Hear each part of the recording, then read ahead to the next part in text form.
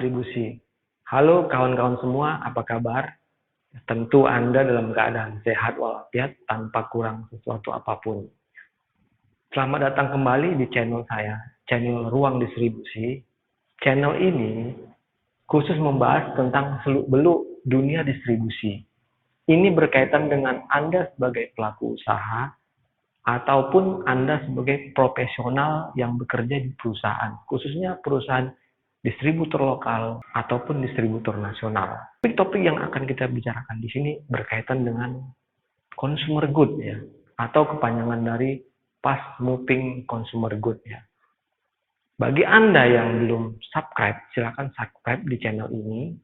Apabila Anda suka, Anda like dan Anda share ke teman-teman Anda. Ya. Apabila Anda butuh pertanyaan atau diskusi, silahkan Anda tulis di kolom komentar di bawah ini. Ya. Pada kesempatan kali ini, kita akan membicarakan tentang 8 kunci sukses jadi salesman capai target. Ya. Jadi yang namanya salesman setiap bulan itu pasti diberikan target ya, oleh perusahaan. Ya. Jadi kamu harus baca ini tip-tipnya satu harus kamu pahami supaya kamu jadi salesman yang capai target setiap bulan. Ya. Selain dapat insentif tanpa kamu sadari, target ini juga bisa membantu performa kamu sehingga kamu mendapat penilaian yang baik di perusahaan. Semakin sering kamu capai target terhadap penilaian perusahaan terhadap kamu semakin baik. Ya. Jadi tolong perhatikan beberapa hal yang bisa membuat kamu jadi salesman super. Jadi ini juga bisa menjadi modal Anda untuk cepat dipromosikan ke level berikutnya. Oke, tanpa perlu berlama-lama lagi, langsung kita bahas topiknya. Yang pertama adalah ya, breakdown targetmu sendiri. Ya.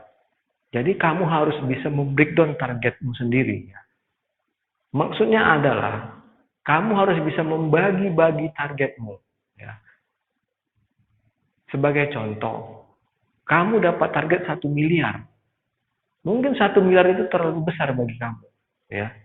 Tapi coba kamu bagi target yang 1 miliar itu menjadi misalnya per minggu, per 2 minggu, ataupun per hari. Ya. Contohnya begini. Biar lebih gampang dan lebih simpelnya adalah begini. Ya. Misalnya target kamu 1 bulan itu 1M. Ya, 1M oke.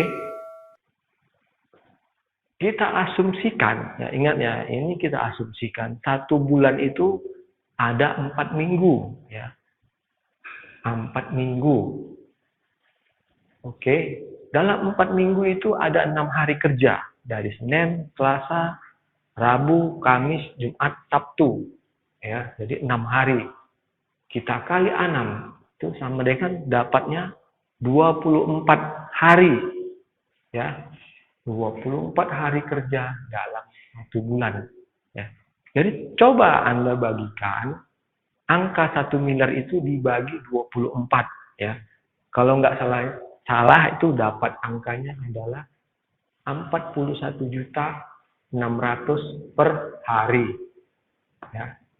Oke, ya. Jadi Anda sudah dapat ya. Target Anda itu adalah 41.600.000 per hari.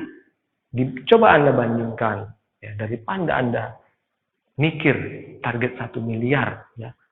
Kan lebih enak Anda mikirnya 41.600.000 per hari. Tidak terlalu berat ya. Jadi intinya breakdown target itu membagi target itu menjadi mingguan dan harian ya. Oke. Kita lanjut ke step yang kedua. Step yang kedua adalah pahami program promo yang sedang berjalan ya. Anda harus paham program-program promo apa aja yang sedang berjalan ya. Biasanya banyak program-program promo yang ada per bulannya. Seiring dengan banyaknya produk yang Anda bawa.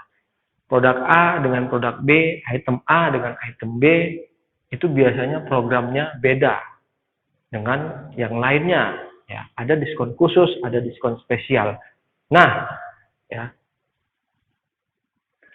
Karena banyaknya yang mau Anda hafal, ya mungkin Anda nggak sempat hafalnya, atau nggak bisa dihafal, ya. Atau Anda mau ngapal yang lain. Jadi triknya adalah Anda siapin catatan khusus, ya, catatan kecil, ya, supaya Anda gampang membuka waktu Anda presentasi ke toko, ya. Anda buatkan catatan kecil, ya, yang gampang Anda baca dan gampang Anda bawa, supaya Anda bisa menerangkan ke toko sewaktu Anda presentasi, ya, atau sewaktu Anda menawarkan program-programnya, ya. Jadi itu tadi yang kedua, ya. Yang ketiga itu adalah tepat sasaran, ya. Nah, ini harus tepat sasaran. Biasanya program-program promo itu berbeda antara tipe OLED satu dengan tipe OLED yang lain. Ya.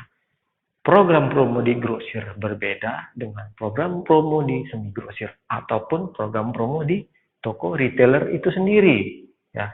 Jadi Anda harus paham betul, ya, program ini ke toko apa, program itu ke toko apa, program yang satu lagi ke toko apa. Jangan Anda nggak tahu sasarannya, Anda sampaikan yang bukan jenis tokonya. Misalnya toko semi grosir, ya, Anda sampaikan promo toko grosir, ya. Nanti penerimaan yang salah, ya, mungkin diskonnya beda, besar yang didapat beda. Nanti yang terjadi apa? Setelah Anda order, Anda kirim barangnya, ditolak sama dia karena tidak sesuai dengan perjanjian, ya. Bisa dibilang Anda salesman PHP, ya. Jadi di sini Anda harus perhatikan. Jadi harus tepat sasaran, ya. Oke. Yang selanjutnya adalah berapa harga net, ya. Kadang-kadang si toko itu tidak punya banyak waktu untuk kita, ya. Bisa jadi dia lebih mementingkan pelanggannya daripada Anda sebagai salesman. Karena bagi dia pelanggan itu adalah uang masuk, ya. Anda adalah uang keluar. Tapi Anda jangan berkecil hati, ya. Memang begitulah adanya. Anda harus berusaha terus, ya. Ya. Jadi itu tidak punya waktu untuk menghitung sih, ya. Misalnya begini, banyak produk yang Anda tawarkan. Jadi ya, ada produk A, produk B, produk C, ya, produk D.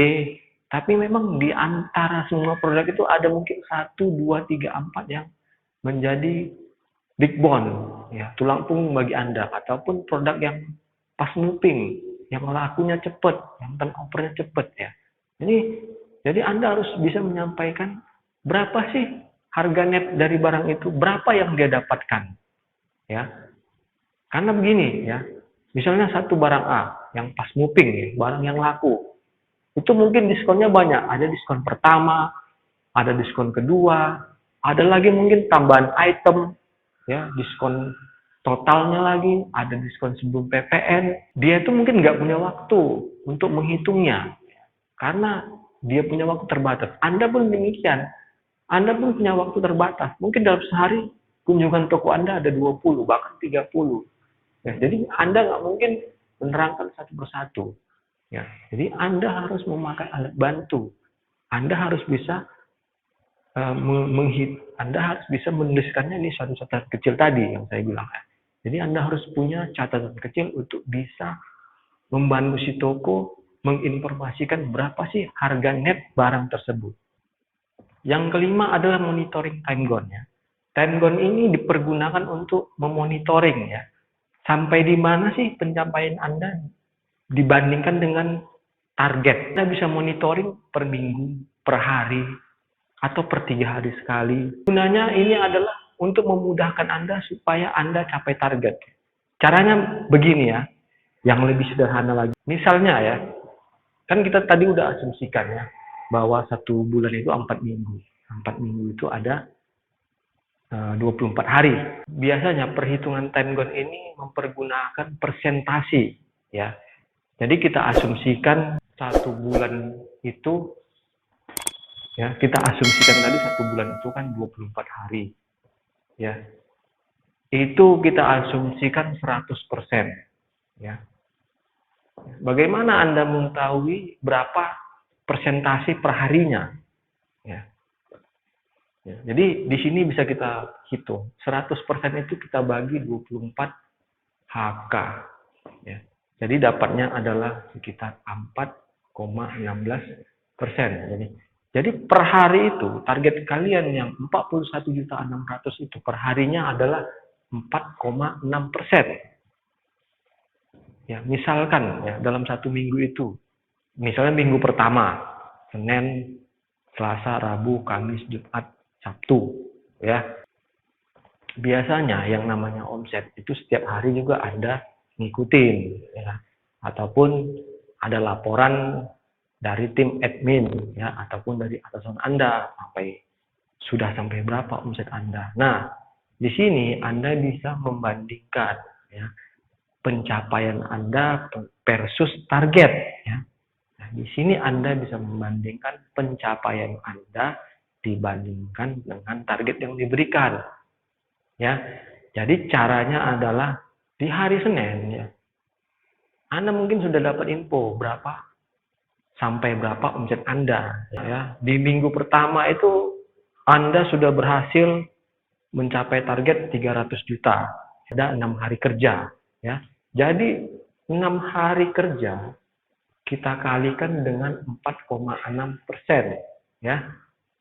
Jadi didapatkan adalah dapatnya adalah 27,6%. Sedangkan pencapaian Anda, ya, adalah 300 juta, ya.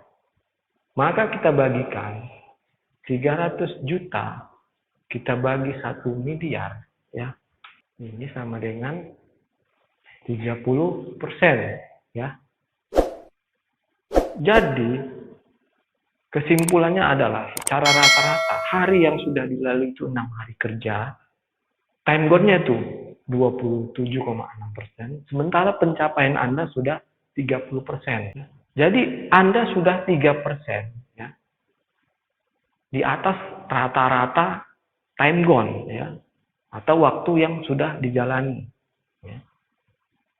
Time goal-nya itu 27,6, pencapaian Anda 30%. Ya. Jadi Anda sudah di atas rata-rata time goal 30%. Sorry, ya, jadi Anda sudah di atas rata-rata time goal 3%. Ya. Itu juga selanjutnya, ya. Nanti di week kedua Anda hitung, ya, yang sudah dilalui 12 hari kerja. Anda lihat berapa pencapaian Anda. Goal ini juga bisa menghitung berapa sih sisa pencapaian Anda lagi, ya. Dan Anda bisa membagikannya sesuai dengan sisa hari kerja. Misalnya, ya, target Anda tadi 1 miliar, ya. Yang sudah Anda capai 300 juta. Anda kekurangan 700 juta lagi. Dengan cara kita kurangkan dengan sisa hari kerja kita itu berapa lagi, ya. Jadi tadi sisa hari kerja 24, ya, yang sudah kita jalani 6 hari, ya. Hari kerja 24 yang sudah kita jalani itu 6 hari, jadi sisanya adalah 18 hari, ya. Ya, jadi 700 juta itu Anda bagikan di 18 hari, ya. Anda mendapatkan angka 39 juta per hari. Ya. Jadi di sini dapat disimpulkan bahwa dengan pencapaian Anda di atas rata-rata, ya, apalagi Anda bisa plus 3%, jadi target per hari Anda itu semakin kecil, ya, dibandingkan dengan yang tadi, yang pertama awal kita hitung. Ya, target awal itu 41.600.000 per hari. Tapi di sini pencapaian Anda sudah surplus 3%. Ya, jadi Anda tidak harus mencapai target itu sebanyak 41.600.000 per hari. Anda cukup harus capai target 39 juta. Di akhir hari kerja Anda sudah capai target. Ya. Poin keenam adalah omset Pareto. Ya. Biasanya, ya, yang namanya salesman itu hafal, ya, toko-toko Paretonya itu siapa aja, ya, dan pengambilannya itu berapa aja. Nah, ini adalah modal kalian, ya, untuk bisa menutupi kekurangan target kalian itu berapa. Ya, jadi tanpa kalian sadari, olet-olet Pareto kalian itu adalah tabungan bagi kalian. Ya, jadi caranya kalian tinggal menghitung berapa sih ya omset Paretoku. Misalnya Pareto A itu biasanya ngambil segini, Pareto B biasanya ngambil segini, Pareto C biasanya ngambil segini, ya. Jadi Anda tidak susah mencari omset ya. Jadi Anda sudah punya tabungan di situ. Ya, tinggal Anda bagaimana cara Anda bisa berusaha lagi supaya pengambilan mereka lebih banyak lagi. Yang ketujuh adalah jaga hubungan baik atau goodwill. Ya, goodwill, ya. Tidak ada salahnya Anda menjaga hubungan baik ke semua toko Anda, baik itu toko retail, semi grosir ataupun grosir ya, karena itu adalah aset Anda. Ya. Apalagi olet-olet Pareto Anda atau olet grosir Anda, ya, yang bisa menyumbangkan omset untuk pencapaian target Anda. Anda perhatian sama dia, ya, atau sopan santun Anda. Ya. Contohnya sopan santun, bagaimana caranya Anda masuk ke toko. Bagaimana caranya Anda waktu presentasi ke dia. Bagaimana Anda waktu menawarkan produk-produk ke dia. Satu juga harus Anda jaga. Ya, agar dia itu mempunyai kesan positif terhadap Anda. Ya. Agar si toko itu mempunyai kesan positif terhadap Anda. Ya. Juga perhatikan. Ya. Misalnya ya, setelah Anda order, ya, gimana pengirimannya, ya, apakah cocok jumlahnya, ya, apakah cocok, apakah sesuai dengan diskonnya. Ya. Kadang-kadang hal-hal yang kecil itu, ya, yang tanpa kita sadari bisa menambah hubungan baik kita ke toko. Kedelapan adalah disiplin, ya, disiplin. Disiplin ini penting, ya. Tanpa disiplin, ya, poin 1, 2, 3, 4, 5, 6, dan 7 itu tidak ada artinya. Pada diri sendiri, ya. Coba Anda, ya, mulai sekarang, ya, coba Anda lebih disiplin lagi bangun pagi, berangkat ke kantor jangan terlambat, ya. Disiplin kunjungan ke toko, ya. Yang toko itu kunjungannya seminggu sekali, dikunjungi seminggu sekali. Yang 2 minggu sekali, dikunjungi 2 minggu sekali. Oke, jadi inilah 8 poin kunci sukses bagi Anda sebagai salesman supaya Anda capai target. Ya. Saya harapkan setelah menonton video ini Anda lebih termotivasi lagi untuk bisa menjadi salesman capai target. Sebagai informasi tambahan, target itu selain untuk dicapai, harus juga bisa kalian lampaui. Jadi itulah kunci dari salesman super. Oke, inilah tip yang bisa saya berikan pada kesempatan kali ini. Bagi Anda yang belum subscribe ya, karena subscribe itu gratis. Kalau Anda suka, Anda share ke teman-teman Anda. Kalau Anda butuh pertanyaan atau konsultasi, Anda tinggal tuliskan di kolom komentar di bawah ini, ya. Oke, sampai jumpa kembali di video selanjutnya. Sukses untuk Anda.